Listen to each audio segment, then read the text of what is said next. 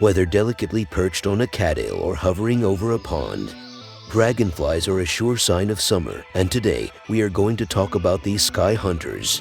So, before we go further, please subscribe this channel and press the bell icon.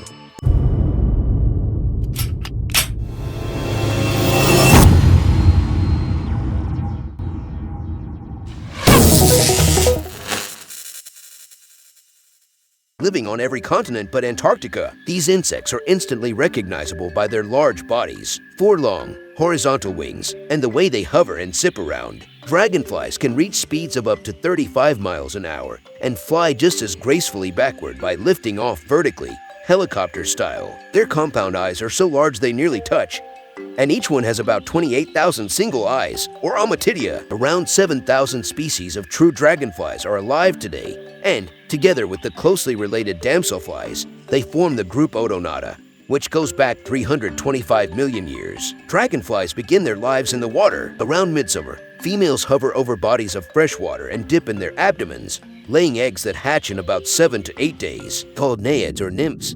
These larvae stay in the water for up to 3 years, hunting aquatic insects, mosquito larvae, or small fish with a lower jaw that reaches out and opens up sideways, snatching prey into their mouths. They may even cannibalize other dragonfly nymphs. Nymphs propel themselves quickly by sucking water into their abdomen and then spitting it out. They undergo between 6 and 15 molts before emerging as fully formed adult dragonflies, a process that takes about 12 hours. Adults live only about a month, hunting flies, mosquitoes, and midges. Their arms slant upward, forming a type of basket and enabling them to scoop up prey in flight. Dragonflies are important to their environments both as predators and as prey to birds and fish. Because these insects require stable oxygen levels and clean water, scientists consider them reliable bioindicators of the health of an ecosystem. In 2009, the first comprehensive assessment of insect species showed that 10% of dragonfly species were under threat of extinction. The animals are imperiled by destruction of freshwater habitats,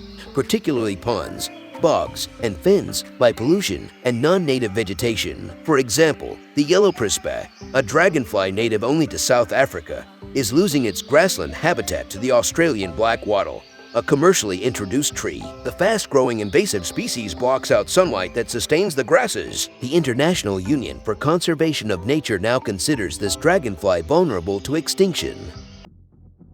That's it for today's video. Thank you for watching.